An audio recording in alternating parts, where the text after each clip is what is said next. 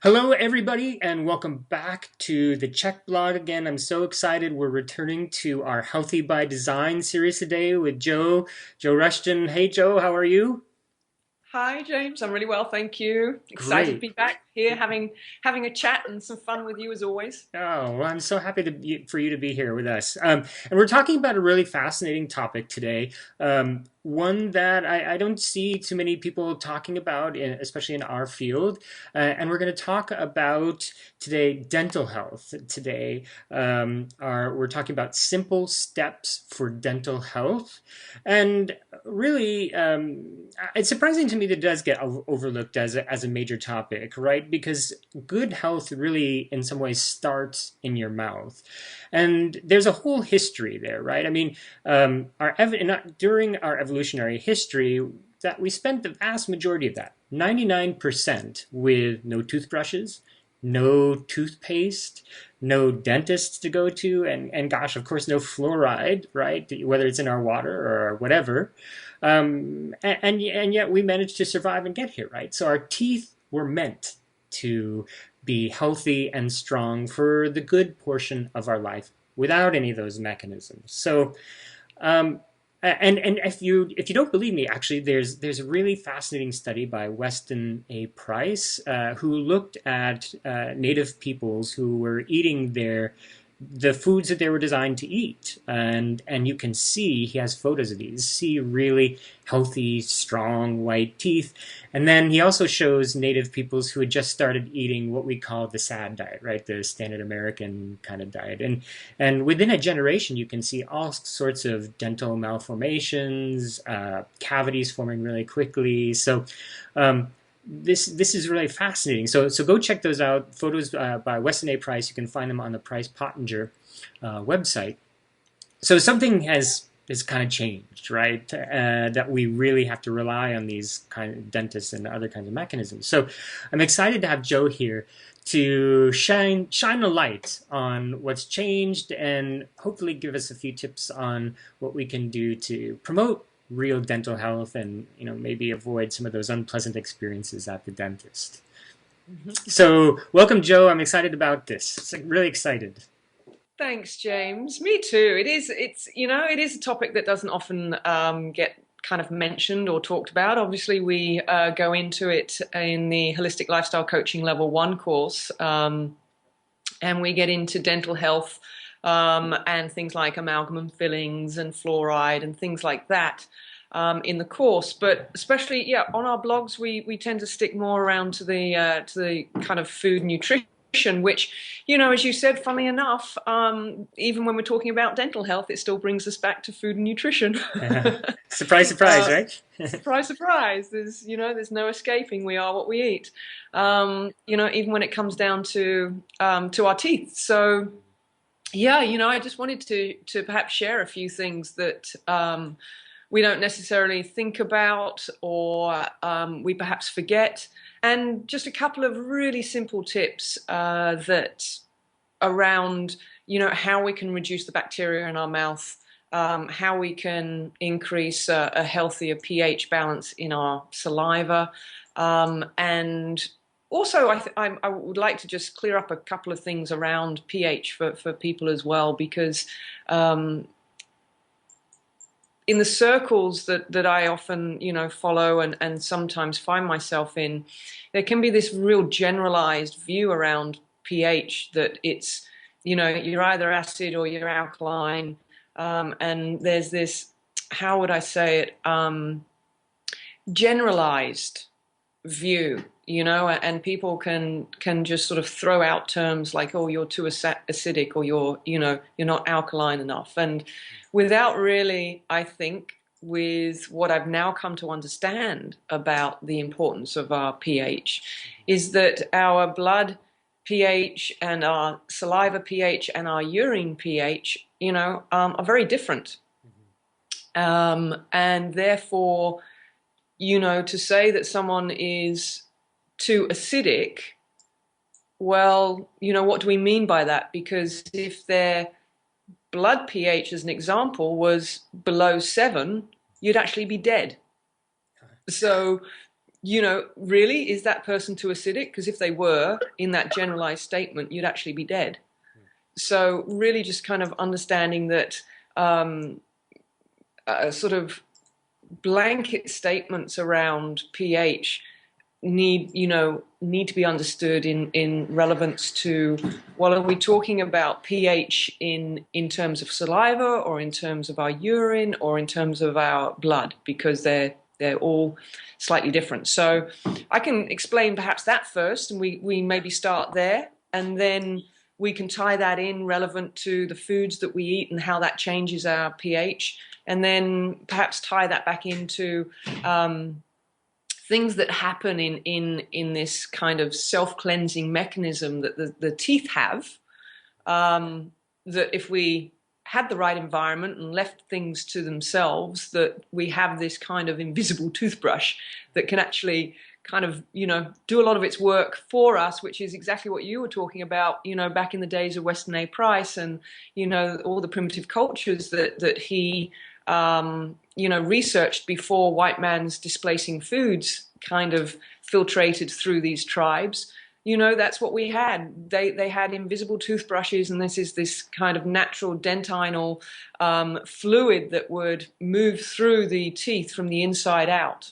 So let's just first of all get clear on a bit of background information on our pH acid alkaline levels. So what we're essentially wanting is that the saliva, that when we test our saliva, is that we have a pH balance. And these are just some little strips. I don't know if you can see this here.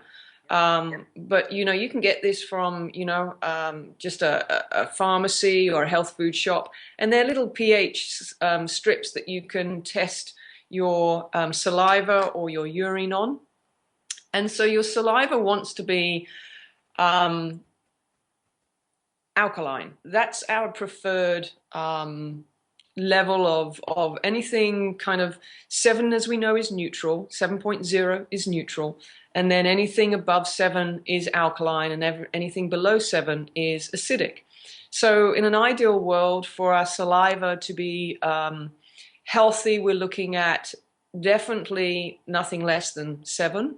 Ideally, anything up to 7.5 is, a nice, healthy level for our saliva. Okay, now our blood is kept in a very small range in its pH balance, because it's so important to the body, and that is anything from 7.4 to 7.46. And that's a really tiny window of shift in pH for the blood, and the body will do everything that it can to maintain itself at that pH. So, it will start to leach calcium from the bones, as an example, in order to, draw out the acidity to keep the blood levels at an alkaline level of around 7.4, 7.46, okay? And just in that one statement alone, people can probably start already to join the dots to, well, okay, so osteoporosis, the leaching of the calcium out of the bones, creating brittle bones. What we have to understand is, well, why is the body doing that? And so when we understand that pH is such an important element for the body to control, that if we are too acidic through the foods that we eat, the lifestyle that we choose, then the body will use its stored minerals to the degree in which we're not bringing enough of these alkalizing minerals in through our foods and through our lifestyle choices. Then the body will literally rape itself in order to maintain these states of homeostasis. Remembering that's what the body is always coming back to. It's always trying to draw itself back to a place of homeostasis. So then we look at urine. And our urine actually wants to be slightly more acidic, because it's through our urine that we actually excrete natural acidic byproducts of general metabolism. Okay, the body has, just through the natural turning over of cells and the natural metabolic processes it goes through, it has byproducts or waste products as a result of those metabolic processes, and they are acidic. And the body needs to get rid of those waste materials that are acidic, and we do so through our urine. And so somebody's acidity level of urine really will vary, and can vary substantially depending on how acidic that person is, and how much they're needing to flush out. If they're if they are not having to cope with a lot of acidity coming in through their food and their lifestyle, then you might find that they're not quite as acidic. They might be, closer to, 6.5 or even 7. Even neutral. And I guess there's even an argument. I've done some research on David Getoff, and as he says that there is an argument whereby somebody could have more of a neutral or even slightly alkaline urine if they are in an environment where they are very efficient at getting rid of all the acidity, and they have high levels of alkalizing foods coming in. But the general point here that I want to make is the moment that the urine starts to go from what I've researched, into an alkaline state above 7, then we really have to question that, because now what we have to ask is, well, there are just natural byproducts that are acidic in nature anyway, and the body needs to be getting rid of those. So from a natural process of the body, the urine should be slightly more acidic. And so if it's starting to move alkaline, then we have to ask ourselves, is the body actually being able to get rid of the acidity? And if it's not, then it's being held within the cells and starting to have that nasty catabolic effect in the cells. And if this is what you see with cancer patients, their urine is actually very alkaline, because they're not getting rid of the acidity that we know builds up. And as we know, that cancer feeds off a very acidic environment. So that's just a little bit of background around pH balance. And I hope that from understanding that now, people can appreciate that to make blanket statements like, you're too acidic or you're too alkaline, without really understanding, are you referring to the urine? Are you referring to blood pH? Or are you referring to saliva? That you have to be a little bit more specific in using the understanding of pH, as opposed to just this blanket statement of being one or the other. Okay? Yeah, that makes a lot of sense. I mean, we're talking about different parts of the body, right? So they, quite naturally, you would expect to have their own indicators of what, health. That's right. That's right. Exactly. So then we, if we kind of take the journey of pH and understand then that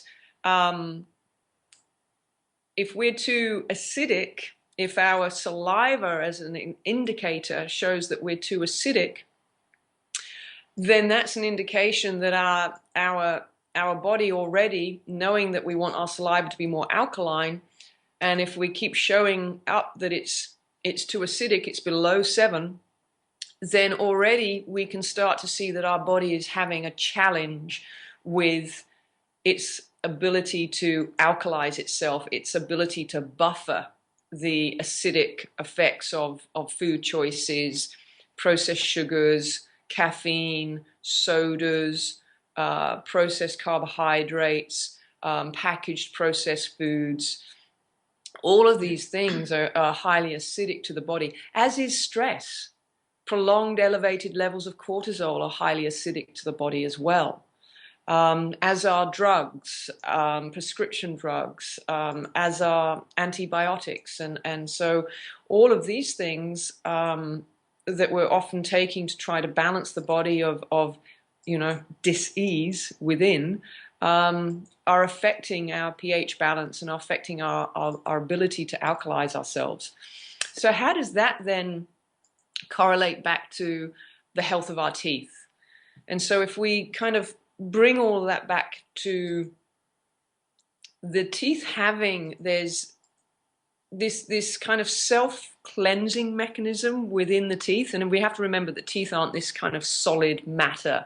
They're actually, little tiny kind of tubes, if you like, as the whole body is a tube. So when we look at the teeth too are just kind of these enamel rods with that are permeable. Yeah, so we are absorbing material into our teeth and our gums. And so when we talk about this kind of self-regulating cleansing mechanism, or the, as I read somewhere, the invisible toothbrush, I kind of like that. When we kind of look at that, that mechanism is regulated by the hypothalamus in a part of our brain.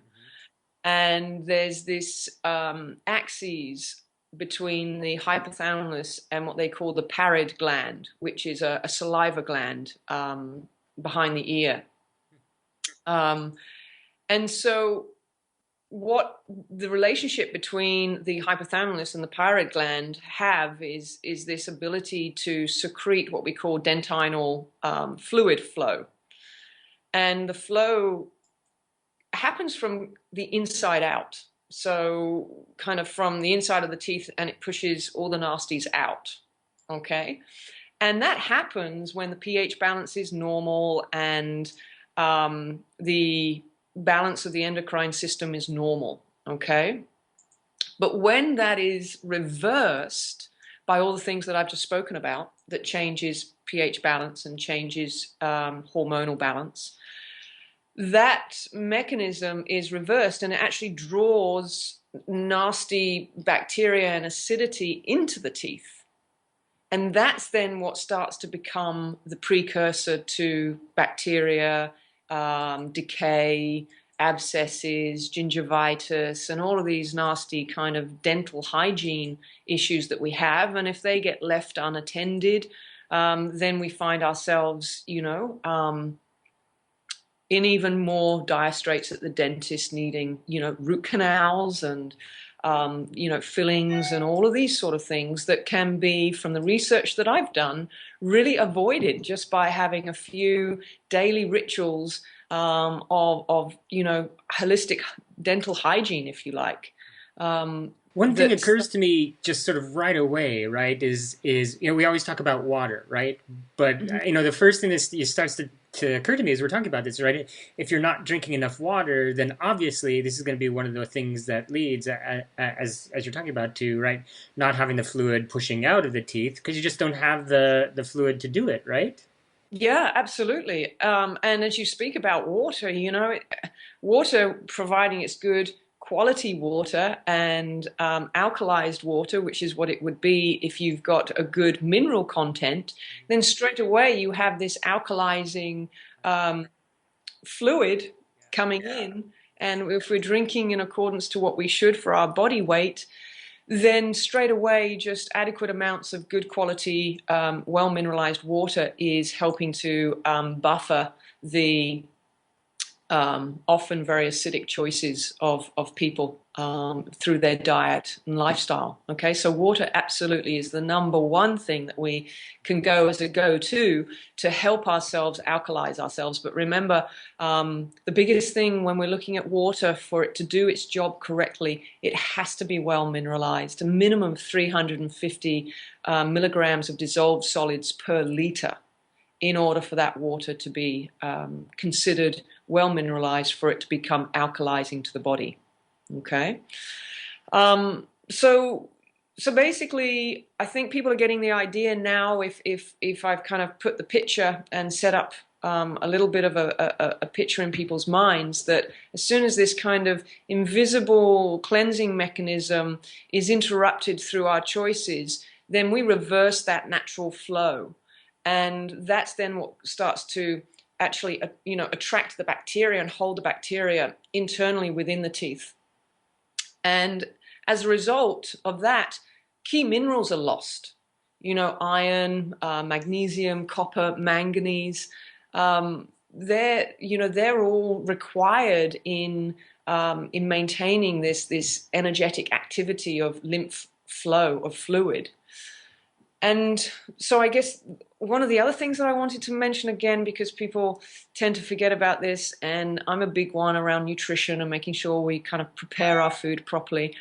You know, we're challenged enough by a lot of processed foods. And even when we try to make healthier choices, and there's lots of people, looking to use whole grains.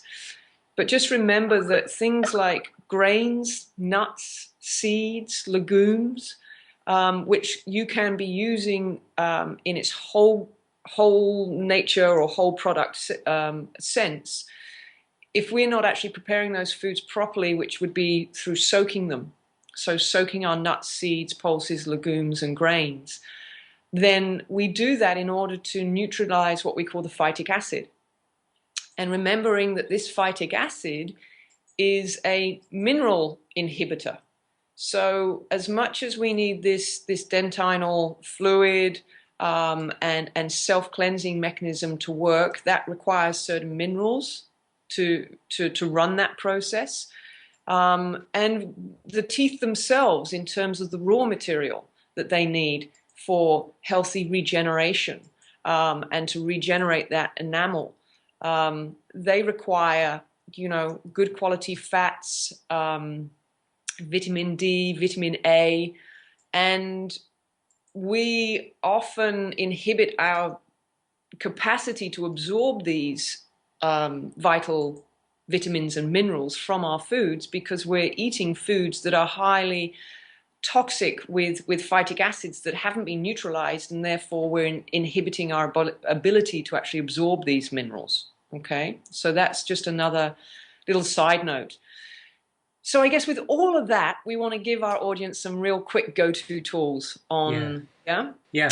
on how we can improve that. That'd be great. So obviously the first one is to start to be honest and look at, what your choices are, because no amount of kind of dental hygiene tips that I'm going to give you are really going to have any longevity or sustainability unless we actually address the cause of what creates the imbalance in the first place. Yeah. So if we're wanting, holistic, sustainable health, then we really need to look and be honest about what our food choices are that we can change, lifestyle stresses that, shift the acid alkalinity levels in the body, and really get on top of what those choices are and how we can improve them. Okay, so once we've done that, then we can start to look at, okay, well, do I really need to be brushing my teeth with this fluoride toothpaste? No, we don't. And plenty enough research has found how neurotoxic this fluoride is, and it calcifies the pineal gland, and lots of nasties going on there. And you can go to Dr. McCullough's site and get some really good articles right there to learn more about the dangers of fluoride. And I'm not going to harp on in this particular little time with us around amalgam fillings and all that sort of thing. You can go away and do your research on that. What I want to do is give you a few tips on, if you didn't want to use commercial toothpaste, then what kind of toothpaste is going to do the same job and clean the teeth and give you the pearly whites that we all want to be able to smile with, and at the same time keep the mouth clean, keep the bacteria, the microbes, and so forth down. And very simply there, you can create your own toothpaste by just using coconut oil, bicarbonate soda, and then just using like a natural essential oil. We use the doTERRA essential oils and a little drop of peppermint. Mm-hmm. Mm-hmm. Make a little mixture of the bicarb soda and the coconut oil, and you've got yourself a perfectly healthy, effective, cheap way of keeping your teeth clean. Okay, so I've either, I've got, I believe, I'm trying to really call on my memory banks here of the whether or not I actually put a recipe or the actual ingredients in my All Things Coconut. I was just going to ask that. I have to. I don't remember myself. Yeah. I know. I gotta go. What did I write about? um, but I'm pretty sure that I put reference to how coconut can be used, from an external perspective and internal perspective. So I think you'll definitely find reference to there. So that's one thing that you can do. And another thing that's become very popular, and I'm sure our audience has heard about it, and that is oil pulling with coconut oil. So that's a great way of cleaning the mouth out of bacteria. If you get up first thing in the morning and you make it the first thing that you do, and just take a teaspoon of coconut oil, pop it in your mouth, and just start, swishing it around. And if you keep it there for 15 to 20 minutes while you have your shower, while you get dressed, while get the morning things done, then it's not impeding on, like another extra thing that you have to do. It just means you have to be silent for the first 15 to 20 minutes, which quite frankly, I don't think is a bad thing for anyone. And that's Um, probably what people want to do getting up early in the morning anyway, right? exactly, exactly. Although I have to say, I've got a couple of friends at the moment, they wake up, they're just, No, and I'm the exact I'm like, opposite. wow, already. Yes. Oh no. um, but take a teaspoon of teaspoon of coconut oil in the mouth, swishing it around 15 to 20 minutes. Do not swallow. That was going to Okay. be my question. Obvious reasons we're not wanting to take that bacteria that the oil has just pulled from gums, teeth, inside the mouth. We don't want to be taking that down into the gut and into the intestines. Okay. And then, so you spit that out, and then you can either then just brush your teeth normally, okay, and preferably with, as I said, the bicarb. What I then do occasionally, not every time I do an oil pull, because oil pulling can essentially be done every day, but perhaps like once a week or once a fortnight, when you do an oil pull, if once you've spat out the oil, you then put some bicarb soda on your toothbrush, and you just brush your teeth with bicarb, and then hold the bicarb in your mouth and take a teaspoon of apple cider vinegar and then pop that into your mouth, and you're going to foam like a dog with rabies, but that's okay.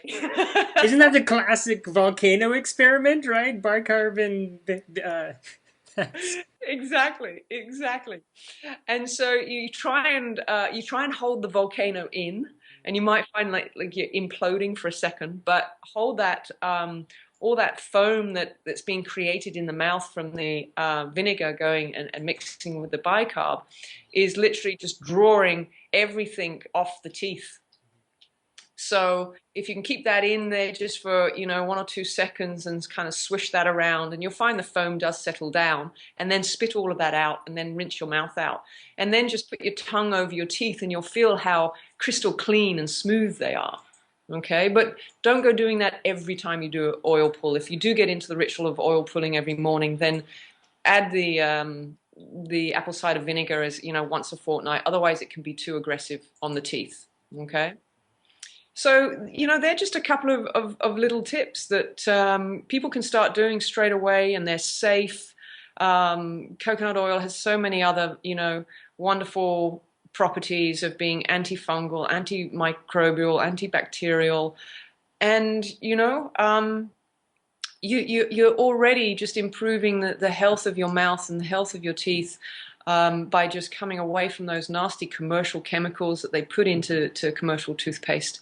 And just come, as you say, going back to how our ancestors lived for many thousands, hundreds and thousands of years, and never had the dental problems that we have today.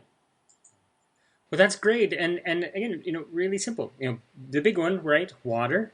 Um, Make sure that you're eating according to your primal pattern type, of course. And I'd never heard of oil pulling actually until you mentioned it just now. So yeah, this is I get all of these experiments to try now. Will you come on camera for me when you put the the When application? I, nobody wants to see it, but I would love to try the baking soda and vinegar one on camera. But it's the explosion, right? Exactly. So those are all fascinating, and the idea of being able to make your own, basically toothpaste, right? And that's probably a big money saver as well, over buying a tube of toothpaste. What does that last? A couple of months, right? This is much better. Yeah. Absolutely, absolutely. In every way. You tick all the boxes. Healthier, cheaper. You're just ticking all the boxes.